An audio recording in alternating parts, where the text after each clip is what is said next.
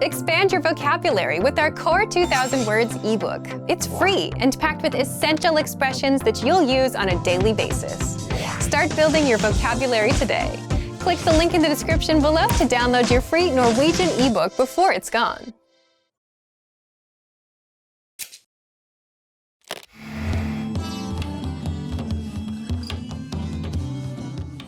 Hei alle sammen, jeg Nora. Som I mange andre vestlige land feirer nordmenn det nye året på nyttårsaften den 31. desember. De samles blant venner og spiser god mat, drikker musserende eller champagne og fester natten lang. I denne timen vil du lære om hvordan nordmenn feirer nyttår. Vet du hva slags ulykker som mest utbredt på nyttårsaften? Vi vil vise deg svaret på slutten av denne videoen. I Norge feirer vi nyttårsaften blant venner. Festen skjer som regel hjemme hos noen, og alle deltar I matlagingen. Hver person tar som oftest med seg noe, som for eksempel tilbehør til hovedretten eller en dessert. Nyttårsaften den dagen flest nordmenn spiser reinsdyr til middag. Kalkun og elgestek også veldig populært. Det blir mange skålinger I løpet av kvelden, og noen ganger blir det også holdt takk for maten, eller takk for året som var, taler.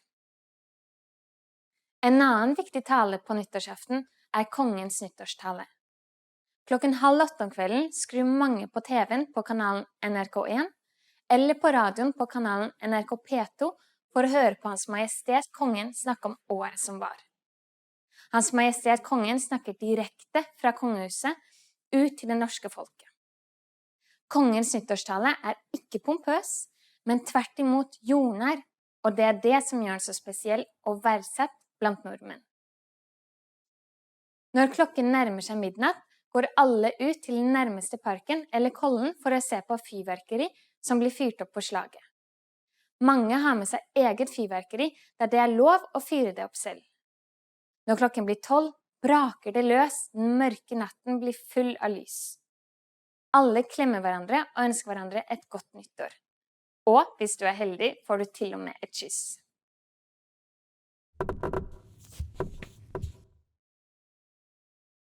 I Norge bruker kvinner mye tid og penger på å finne den perfekte nyttårskjolen. Alle vil se flotte ut når det nye året ringer inn. Ofte så velger de festkjole med glitter og paljetter på. Og nå skal jeg gi deg svaret på den tidligere spørrekonkurransen.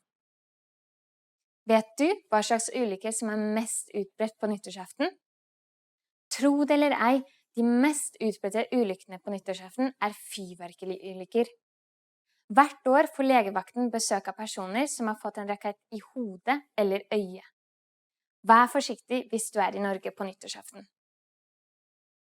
Hva synes du om dette kurset? Var det spennende? Hva skal du på nyttårsaften? Legg igjen en kommentar på norwegianclass101.com. På gjensyn! Hey everyone, welcome to the Monthly Review, the monthly show on language learning, where you discover new learning strategies, motivational tips, study tools, and resources. By the way, all the lessons and bonuses you're about to see can be downloaded for free on our website. So click the link in the description right now to sign up for your free lifetime account. Okay, today's topic is how to learn a language in 2022. If you're planning to learn a language in 2022, then this episode is for you, especially if you want to finally succeed with your New Year's resolution, instead of failing or giving up in the next week or two.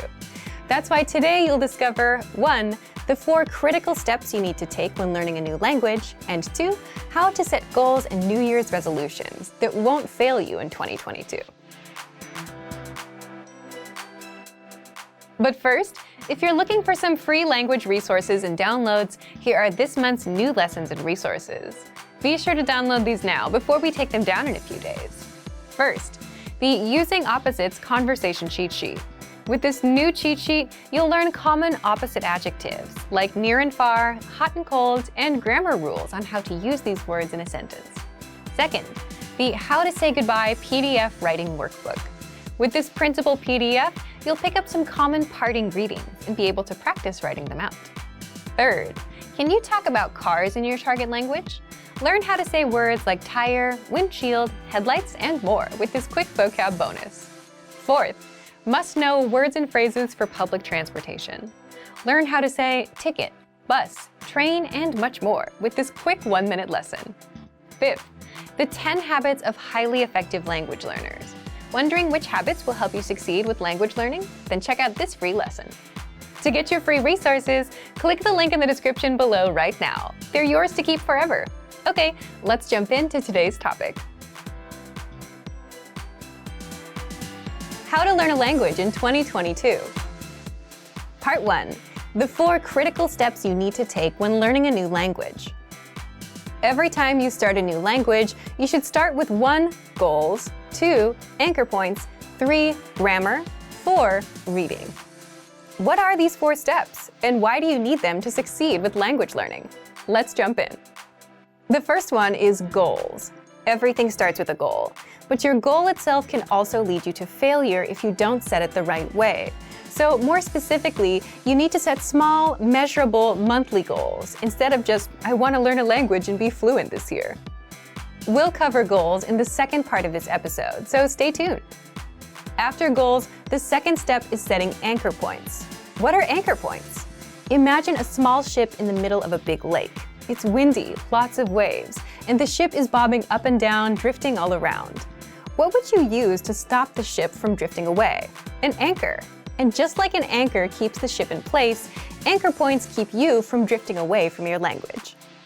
So an anchor point is a connection to the language that keeps you attached to the language and motivated to learn the language. One great example is language school. Imagine you signed up and paid thousands of dollars up front. Paying that much would motivate you to make the most of your time there. It's also a big commitment, one that you can't easily back out of. And school dictates your schedule. You have to wake up early, you have to do homework. Your life revolves around the classes. And as such, language school and the language itself become anchor points that your life revolves around. Anchor points can also be family or a partner that speaks the language you're learning. You're around them, you're exposed to the language, so your motivation to learn gets a bit stronger. Buying a language learning program or textbook are also examples of good anchor points. You invested your hard-earned money, which means you're serious about learning. Plus, you want to make sure your investment doesn't go to waste, so you're more motivated. If you're wondering if you have any anchor points, you already have at least one.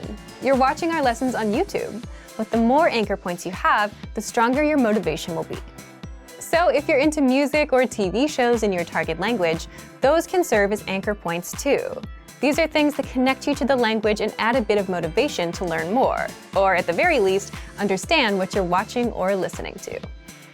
We covered goals and anchor points. What's next? The third step is you must have a good grasp of grammar of your native language. Now, you might wonder, if you're learning a new language, why focus on your native language? Well, as native speakers, the problem is we know what good grammar sounds like, but we can't explain how or why our language works the way it works. So if you don't have a good grasp of grammar, the backbone or the rules of a language, then you'll have a tough time learning a new language. You'll jump in and start learning words and phrases, but you'll never learn how to put them together and make sentences. That's a common problem beginners have. Now, if you already know the grammar of your native language, how do you apply that to your target language? For example, if you're an English speaker, and if you know that English sentences follow the subject, verb, object pattern, and if you know that languages have specific sentence patterns, then you'd go look at patterns. Then, you'd have a good idea of how to create your own sentences, instead of learning random words first. Finally, the fourth step is reading. Reading is good simply because you can do it anywhere, anytime, and without a teacher. It's a skill you can get started on day one, on your own. Reading also tends to spill over into other areas. The more you read, the more words and grammar rules you come across, so you boost your vocabulary and grammar, which can seep into speaking and listening. If you read out loud, you're practicing 2 skills at once. Now, we've covered what you need: goals, anchor points, reading, and grammar. Setting anchor points, knowing your own grammar, and reading are simple enough, but how do you set goals that don't lead you to failure? Part 2. How to set goals and New Year's resolutions that won't fail you in 2022. The goal that you set can make or break your language learning journey.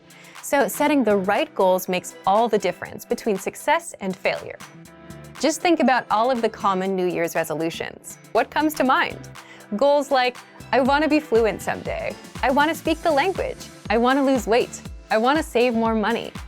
These big, vague goals often lead to failure because you simply have no idea how to approach the goal and you don't know what you're aiming for.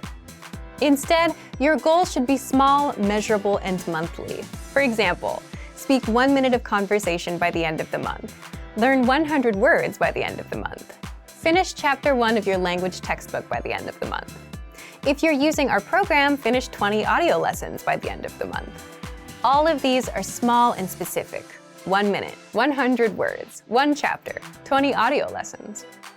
This means that they're easy to reach, unlike something vague like fluency. They're also measurable. You know when you reach 1 minute. You can check if you know all 100 words or if you finished all 20 lessons. If you aim for fluency, you won't know when you hit it. It's too vague and too big of a goal, and it may take years to hit. Finally, all of these goals have a deadline, the end of the month. That would mean January 31st of this year. Deadlines give you a clear date to aim for, and without one, you'll forever be floating around without much progress. So set a deadline for the end of every month. So now that you know how to set small, measurable monthly goals, leave us a comment. What's your small, measurable monthly goal, and what's the deadline? So thank you for watching this episode of Monthly Review. If you enjoyed these tips, hit the like button, share the video with anyone who's trying to learn a language, and subscribe to our channel. We release new videos every week. And if you're ready to finally learn language the fast, fun, and easy way and start speaking from your very first lesson, get our complete learning program. Sign up for your free lifetime account right now. Click the link in the description. See you next time. Bye!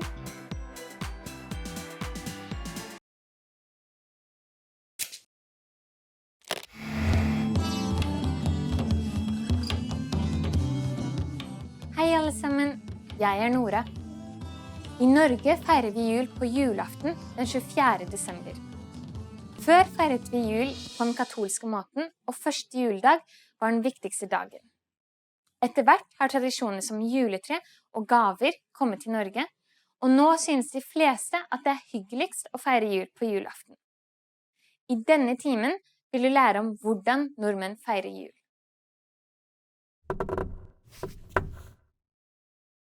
Vet du hva nordmenn putter opp i julegrøten? Vi vil vise deg svaret på slutten av denne videoen. Julesendingen på TV er en viktig del av julemorgen i mange norske hjem. Mange nordmenn føler at ikke julesendingen er komplett før de har sett det tsjekkisk-tyske eventyret 3 nøtter til Askepott, Disneys julekavalkade og den norske eventyrfilmen Reisen til julestjernen. Tidlig om kvelden samles hele familien for å spise julemiddagen sammen. Noen familier spiser kjøtt, andre spiser fisk som hovedrett. Ribbe og lutefisk er 2 store juleklassikere. Også har vi poteter og surkål som tilbehør. På bordet står det små drømmeglass. De er fylt med akevitt. En norsk sprit laget av poteter. Nordmenn liker poteter. Akevitt sies å hjelpe fordøyelsen av all den fete julematen. Om kvelden samler vi oss i stuen for å synge julesanger mens vi går i ring rundt juletreet. Også pakker vi opp gavene som ligger under juletreet. Ofte er det minstemann i familien som må lese opp navnene som står på pakkene og dele dem ut.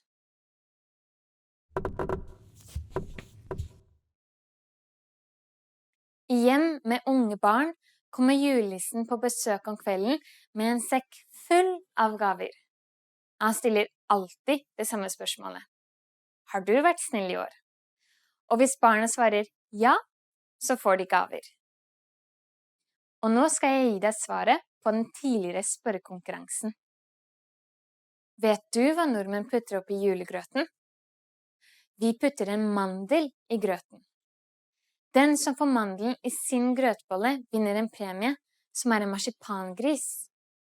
Mange nordmenn vil gjerne få mandelen og ender opp med å spise for mye grøt.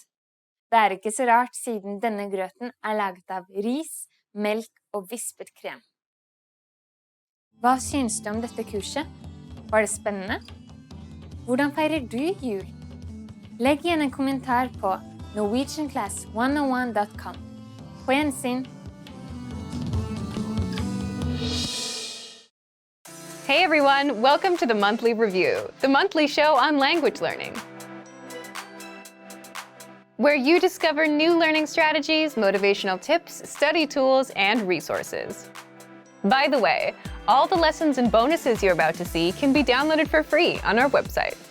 So, click the link in the description right now to sign up for your free lifetime account. Okay, today's topic is, are you an introvert or an extrovert? And how to speak more of your target language. Since you're learning the language, then you're very much aware of the importance of speaking, which can be easy if you're an extrovert or hard if you're an introvert. So, how can you speak more if you're on the shy side? Keep watching this month's episode. You'll discover who learns faster, extroverts or introverts, why learning a language can help you become more extroverted, and 5 ways to speak more, even if you're an introvert. But first, if you're looking for new free language resources and downloads, here are this month's new lessons and resources. Be sure to download these now before we take them down in a few days. First, the Sport and Exercise Conversation Cheat Sheet. Want to talk about fitness in your target language? You'll learn over 50 words and phrases for sports and exercise with this brand new cheat sheet. Second, the 40 words and phrases for ordering food writing workbook. With this free resource, you'll pick up must-know words and phrases for the restaurant and practice writing them out as well. Third, the top 12 April Fool's phrases. Want to be able to say some outrageous phrases in your target language for April Fool's Day? Then you'll want this April Fool's phrase list. Fourth, can you talk about your bones in your target language? Learn how to say words like skull, ribs, spine, and much more with this quick vocab bonus. Fifth, 20 must-know jewelry vocabulary. Do you know how to say earrings or necklace in your target language? If you don't, then this vocab lesson is for you.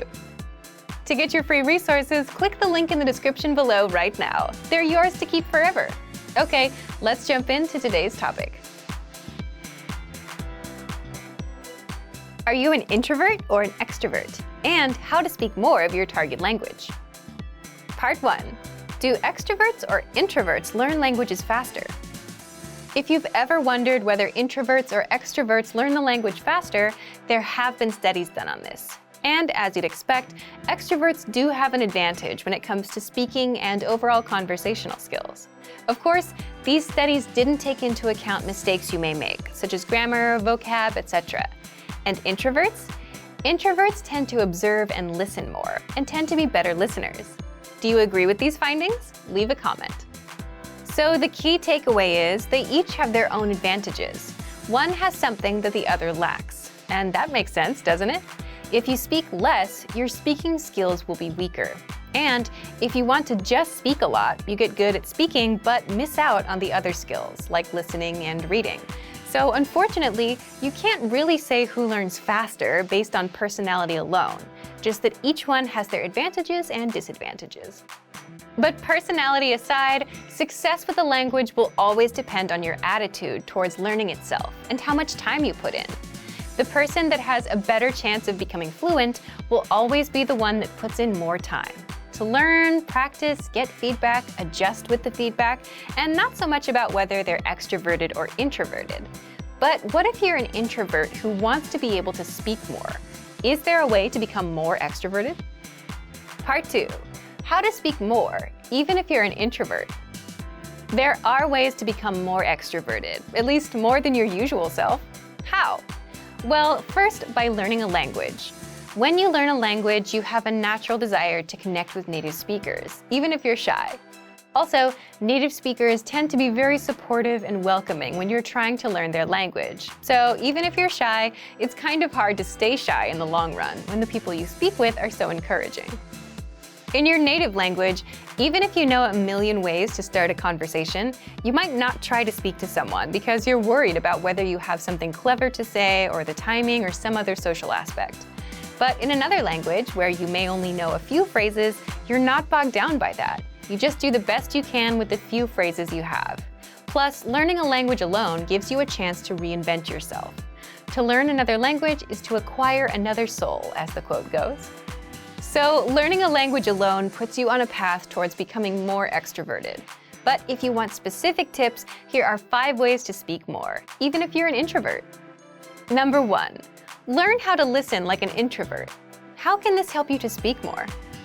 Introverts tend to listen more, and the better listener you become, the better questions you can ask, which results in a more meaningful conversation, which also means more speaking time for you. So you can speak more even if you consider yourself an introvert by listening well and asking relevant and pertinent questions. By the way, if you want to learn how to ask questions, then check out our top 25 questions you need to know, where you'll learn all about what to ask and answer regarding the most common conversational questions. Number 2, increase speaking time and confidence through experience. Simply put, the more experiences you have in life or experience with certain topics, the more knowledgeable you become. And as your life or work experiences grow, so will your audience. You'll find people coming to you to talk to you. It could be about business, travel, or just your own life stories. If a conversation is about France, and if you've been to France, the conversation will gravitate towards you. Having all that experience makes things easy for you as an introvert. People will come to you, so you don't have to find them. For a language learner, the tricks are to 1. Be knowledgeable about something, and 2. Be able to talk about your experience in the target language. Number 3. Find the right audience. Imagine talking to someone that's not interested in learning languages. They'll give you 100 reasons why they can't learn, never reasons why it might work out for them, right? But when you're talking to an audience that's interested in languages, then you can have a conversation that could go on for hours. So find the right audience to share with. With language learning, it means you need to find native speakers that share the same hobbies or interests as you. Number 4, talk about what you know best. The introvert-extrovert dynamic also depends on how much you know about a topic and what you're most comfortable with. There are topics you may not know enough about, so you won't talk as much. But even the biggest introvert can become a confident speaker once you touch upon a topic they know well. That's where they shine. So if your goal is to be more extroverted, then focus on the things you know about. Or you can always gain experience in topics you don't know much about so you can speak more. Number 5, create opportunities to speak. How? Well, it's hard to stop a stranger and start talking with them without any context, right? But what if you need help finding something at a store, or have a question about a dish at a restaurant? Then it's much easier since you're there with a purpose. So you can create these opportunities by going to a restaurant from the country that speaks your target language and speaking with the staff, or asking a taxi driver a question, or asking staff at an information booth a question. So to recap, if you want to speak more, even if you're an introvert, 1. Listen like an introvert. 2. Increase speaking time and confidence through experience. 3. Find the right audience. 4. Talk about what you know best. And 5. Create opportunities to speak. So thank you for watching this episode of Monthly Review. Next time, we'll talk about how tipping points will bring you closer to your language goals. If you enjoyed these tips, hit the like button, share the video with anyone who's trying to learn a language, and subscribe to our channel. We release new videos every week. And if you're ready to finally learn language the fast, fun, and easy way and start speaking from your very first lesson, get our complete learning program. Sign up for your free lifetime account right now. Click the link in the description. See you next time. Bye!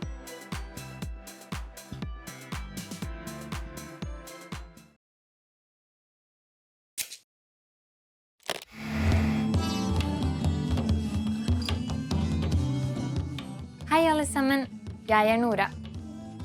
Romjula I Norge varer fra 27. til 31. desember, og det en tid nordmenn forbinder med julefred, ro og ferie. Romjula kan også bli kalt romhelg eller mellomjul. I denne timen kommer du til å lære hvordan nordmenn tilbringer romjula.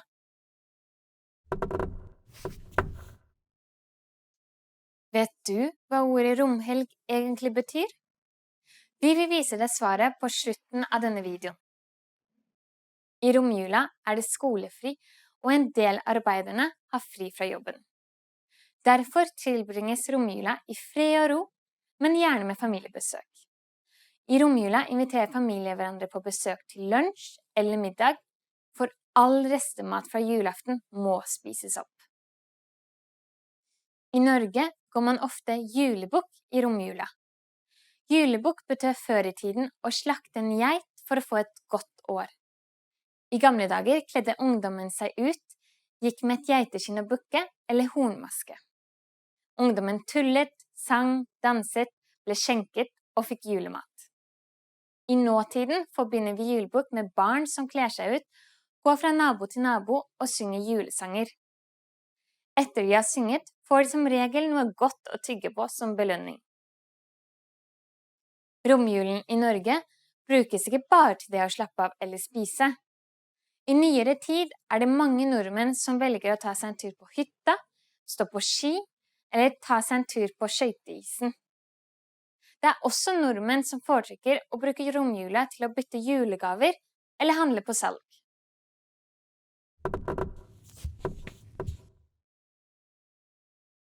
De siste årene har det kommet en ny tradisjon I romjula. Det nemlig å knuse pepperkakehuset man bygget før julaften, og så selvfølgelig spise det opp. Og nå skal jeg gi deg svaret på den tidligere spørrekonkurransen. Vet du hva ordet romhelg egentlig betyr? Romhelg kommer fra et norrønt ord som betyr som ikke trenger å holde strengt hellig.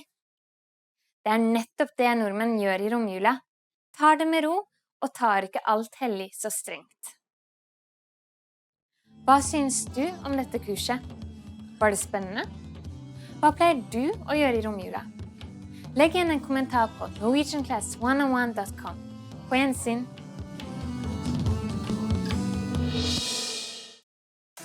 Hey everyone, welcome to the Monthly Review, the monthly show on language learning,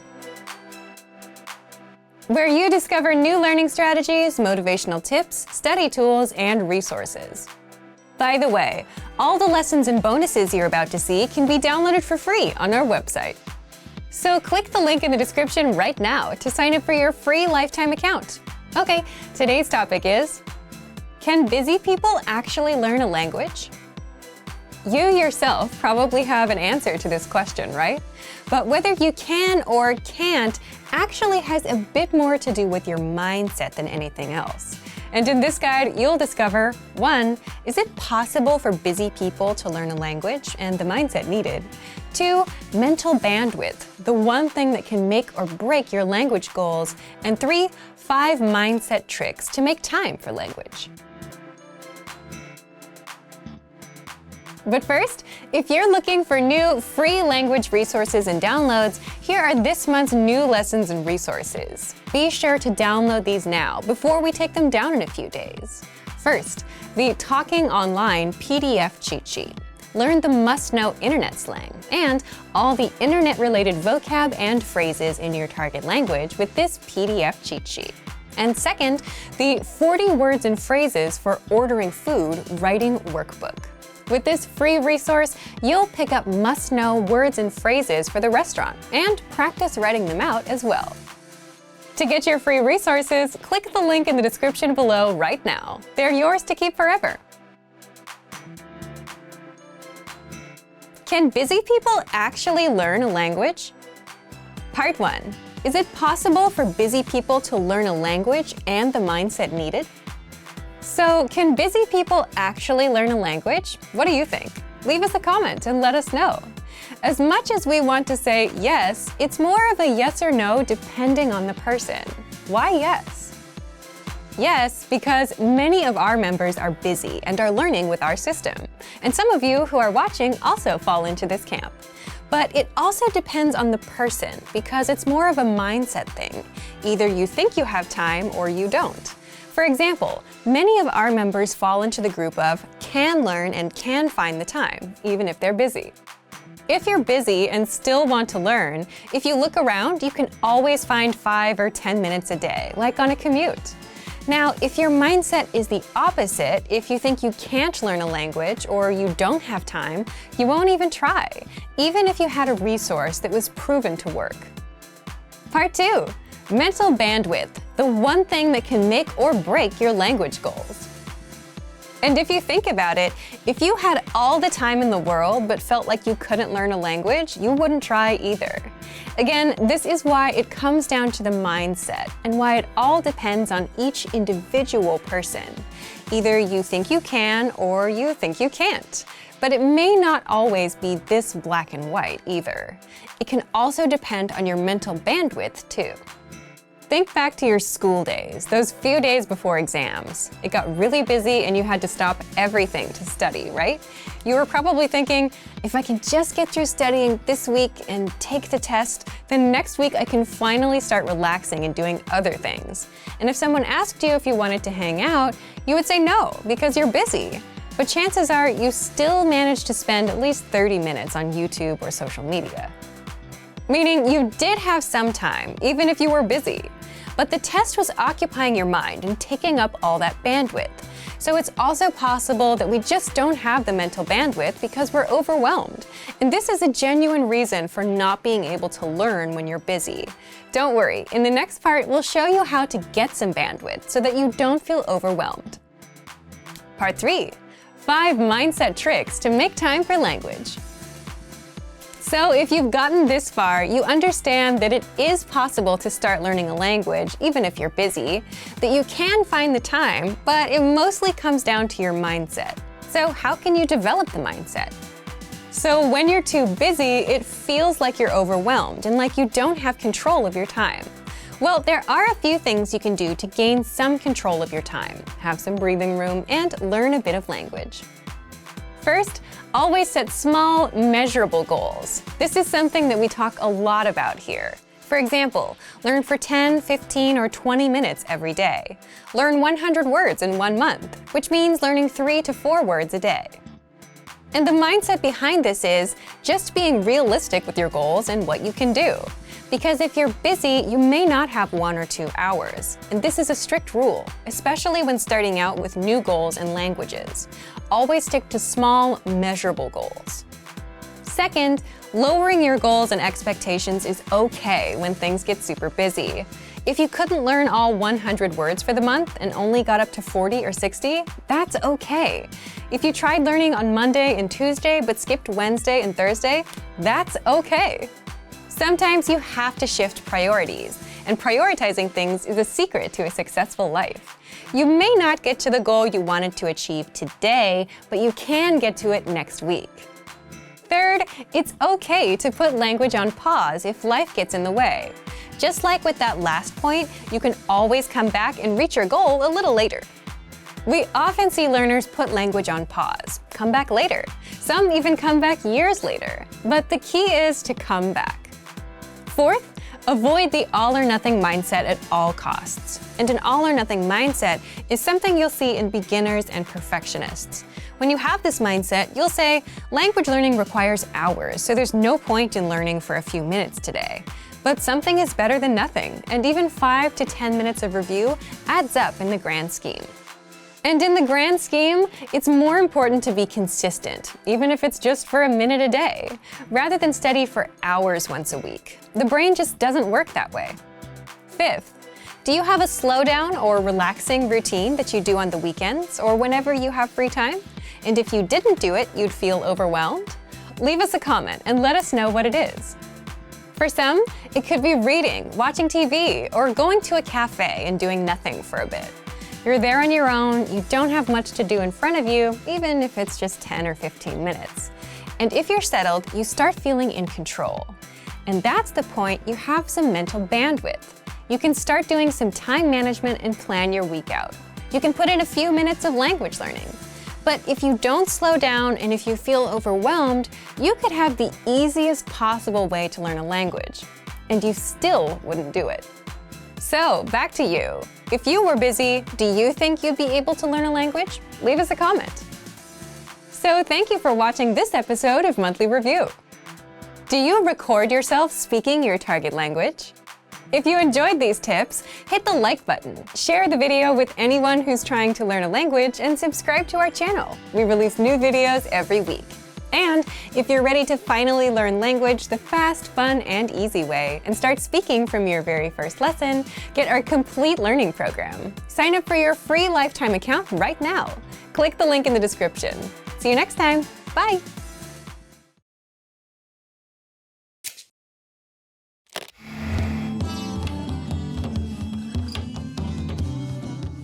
Hei alle sammen, jeg Nora. Akkurat som julen påsken en viktig høytid for nordmenn. Selv om påske en kristen høytid, har nordmenn veldig mange andre tradisjoner som blir gjort I løpet av påskeuka. Påskeuka brukes til mye kos og hygge, siden de aller fleste har fri fra skole og jobb. I denne timen kommer du til å lære om typiske norske påsketradisjoner.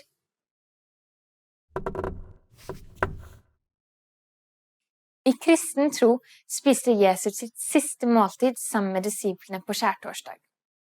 Men hva trodde nordmenn at skjedde på skjærtorsdag I gamle dager? Vi vil vise deg svaret på slutten av denne videoen. Norge et av de få landene I verden som har fri fra skjærtorsdag og helt til andre påskedag. Skoleelever og noen arbeidstakere har fri fra palmesøndag av, som gjør at påskeferien varer I over 1 uke. Den norske påskefeiringen har I de seneste årene blitt forbundet med å reise til hytta på fjellet for å stå på ski. Denne myten stemmer ikke, ettersom de fleste feirer påske hjemme I stedet for å reise på hytta. En viktig begivenhet gjennom påsken påskekrim. Påskekrim krimfortellinger enten I form av blader, TV eller radio. Det blir sendt en del eller en episode hver dag I løpet av påskeuken. Påskepynt også viktig. I påsken pynter mange husene sine med gule påskekyllinger, og de har kvister I en mugge med vann som blir pyntet med malte egg. Påskeaften kanskje den viktigste dagen I påskeferien. I hvert fall for barn. Tidlig på morgenen går barn ut I hagen for å lete etter påskeegg. Dette et egg fra påskeharen som fylt med godteri. Etter dette ser barna på påskemorgen, et TV-program som går for barn om morgenen I påskeuka. På ettermiddagen samles familiene for å spise lammelår.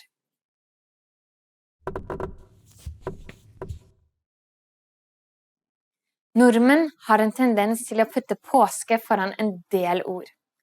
Påsketrafikk trafikken og køene på norske veier I påskeferien. Påskeføre ordet for hvordan skiføre og påskebrun brunfargen man får I påska. Og nå skal jeg gi deg svaret på den tidligere spørrekonkurransen. I kristen tro spiste Jesus sitt siste måltid sammen med disiplene på skjærtorsdag. Men hva trodde nordmenn at skjedde på skjærtorsdag I gamle dager? Natt til skjærtorsdag trodde nordmenn at heksene dro til Bloksberg. Da puttet mange nordmenn en sopelime ved siden av utgangsdøra. Om man ikke gjorde dette, kunne heksa ta en ku eller sau med seg I stedet. På grunn av denne myten det mange nordmenn som har en sopelime til påskepynt.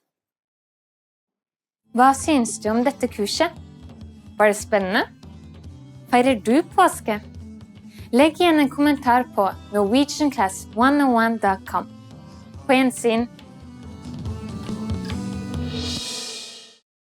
Expand your vocabulary with our Core 2000 Words ebook. It's free and packed with essential expressions that you'll use on a daily basis.